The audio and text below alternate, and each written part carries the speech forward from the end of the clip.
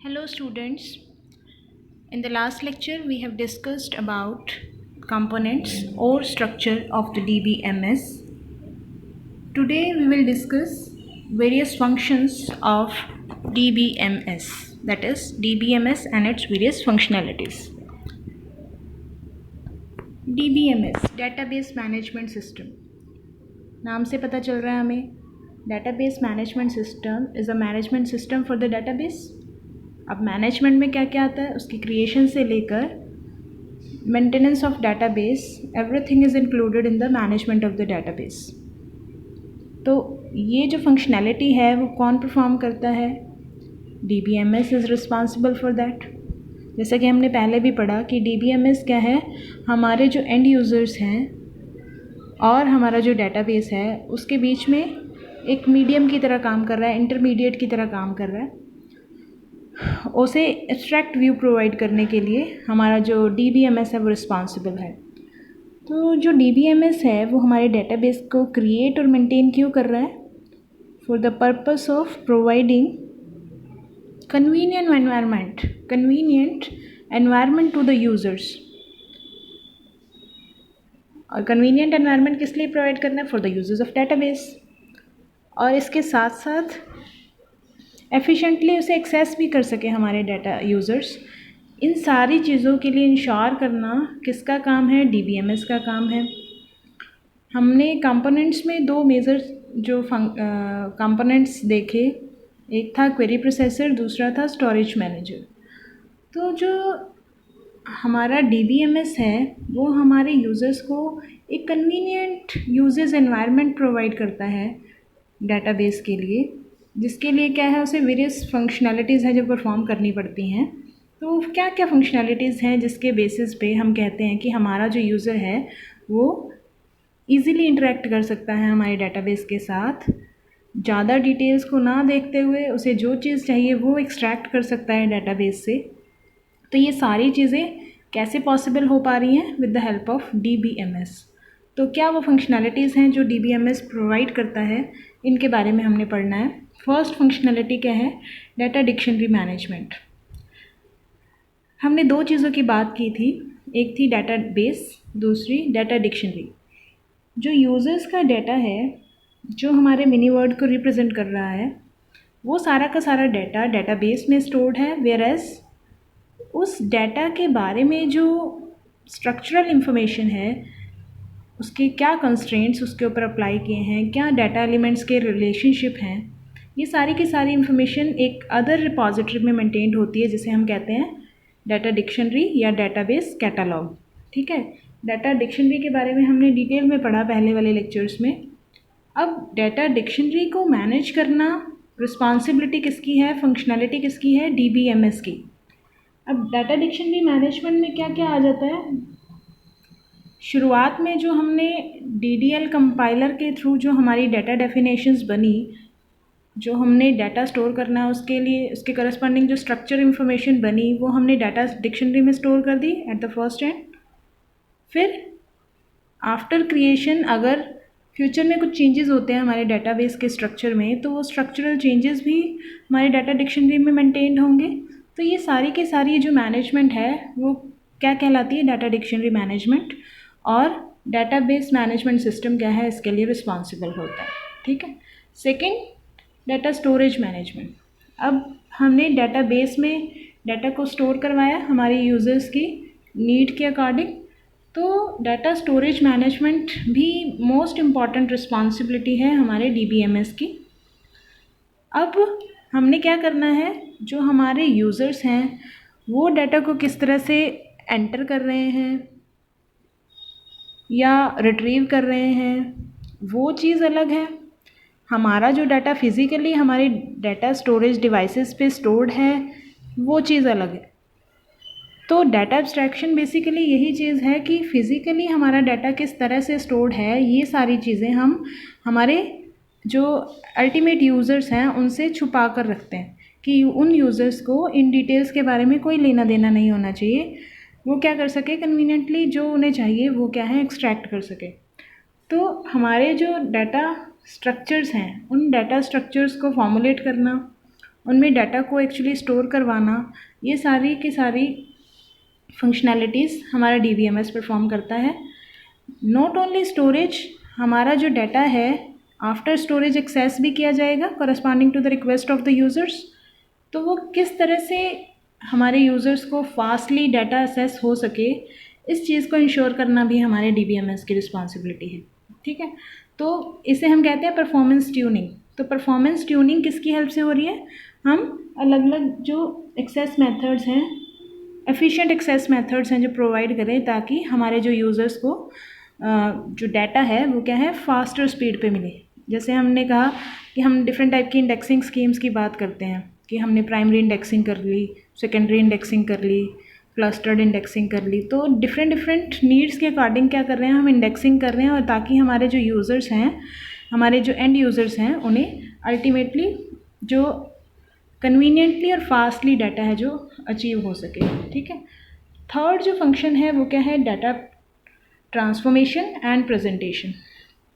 अब जैसा कि हम बार बार पढ़ रहे हैं कि DBMS का रोल क्या है, एब्स्ट्रैक्ट व्यू प्रोवाइड करना हमारे यूज़र्स को डाटाबेस का, और हाइड करना सारी डिटेल्स, इंटरनल डिटेल्स यूज़र से, ताकि वो उन डिटेल्स में उलझ ना जाए। ठीक है, तो प्रेजेंटेशन व्यू जो डाटा का होगा वो कुछ अलग होगा।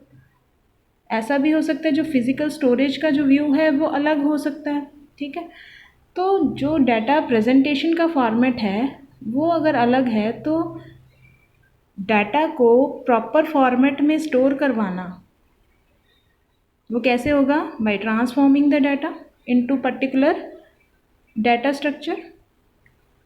ठीक है, तो डाटा ट्रांसफॉर्मेशन का काम कौन कर रहा है, DBMS कर रहा है। यूज़र्स ने रिक्वेस्ट दी, उन रिक्वेस्ट के अकॉर्डिंग उसे वापस रिज़ल्ट प्रोवाइड करना है, वो प्रेजेंटेबल होना चाहिए यूज़र को, किस तरह से उसे दिखना चाहिए, ये चीज़ किसकी रिस्पॉन्सिबिलिटी है, DBMS की। ठीक है, तो DBMS क्या करता है, DBMS transforms the entered data to confirm to required data structures.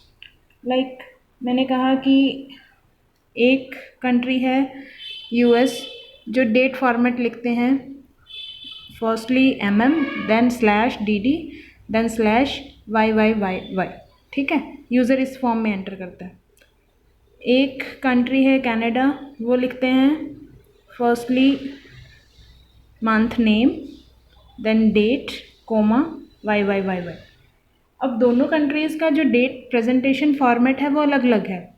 ठीक है, एक ने लिखा जुलाई 11, 2020, एक ने लिखा 07/11/2020।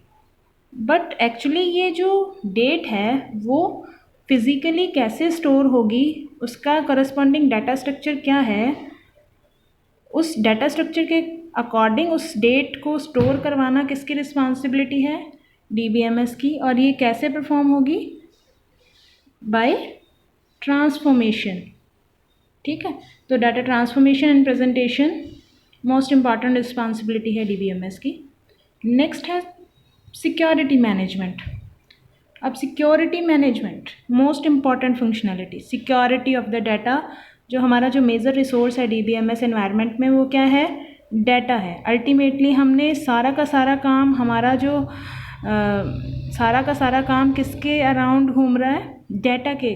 ठीक है, तो वो डाटा है जो प्राइम रिसोर्स है हमारा, तो डाटा की सिक्योरिटी मोस्ट इम्पॉर्टेंट है। तो सिक्योरिटी मैनेजमेंट में हमारे पास डाटा की सिक्योरिटी आ जाती है, दूसरा यूज़र्स की सिक्योरिटी भी आ जाती है। लाइक आपने बैंक में देखा होगा कि जो बैंकिंग ऑफिशियल्स हैं उनको क्या है, एक यूज़र ID पासवर्ड प्रोवाइडेड होता है, या कहीं कहीं क्या है, अब आजकल क्या है, बायोमेट्रिक भी होने लग गया कि ऑथेंटिकेटेड हैं हमारे यूज़र्स। ऑथेंटिकेशन कैसे हो गई, उन्हें एक यूज़र नेम प्रोवाइड किया गया है, उनके करस्पॉन्डिंग एक पासवर्ड दिया गया है। जैसे यूज़र ID पासवर्ड डालते हैं, उनके क्रेडेंशियल्स मैच करते हैं बैंकिंग डेटाबेस में, तो उनसे पता चल जाता है कि ये क्या है, एक ऑथेंटिकेटेड यूज़र है या नहीं है। ठीक है, मैं और आप क्या है, जाकर बैंकिंग ऑफिशियल्स के जो कंप्यूटर्स हैं उनमें लॉगिन नहीं कर सकते। क्यों, क्योंकि हम क्या हैं, ऑथेंटिकेटेड यूज़र्स नहीं हैं। ठीक है, तो यूज़र्स कौन कौन से हो सकते हैं, फर्स्ट ये चीज़ कि कौन कौन से यूज़र्स हमारे डेटाबेस को एक्सेस कर सकते हैं। दूसरा, वो यूज़र्स क्या क्या चीज़ें एक्सेस कर सकते हैं। ठीक है, सारा का सारा डेटाबेस सारे के सारे यूज़र्स नहीं एक्सेस कर सकते, उनकी नीड भी नहीं है। जैसे कि मैंने यूनिवर्सिटी का एग्जांपल बताया था आपको कि जो स्टूडेंट्स हैं वो सिर्फ स्टूडेंट्स डाटा, अपने डाटा को ही रेफ़र करेंगे। ठीक है, उन्हें टीचर्स के डाटा से कोई लेना देना नहीं है, टीचर्स कितनी सैलरी ड्रॉ कर रहे हैं उससे कोई लेना देना नहीं है।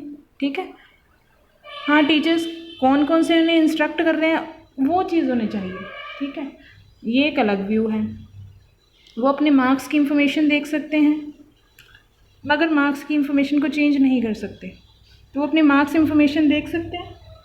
राइट, टीचर्स हैं, अब टीचर्स क्या हैं, स्टूडेंट की इंफॉर्मेशन देख सकते हैं, किस स्टूडेंट ने फ़ी डिपॉजिट की है नहीं की है ये भी वो देख सकते हैं।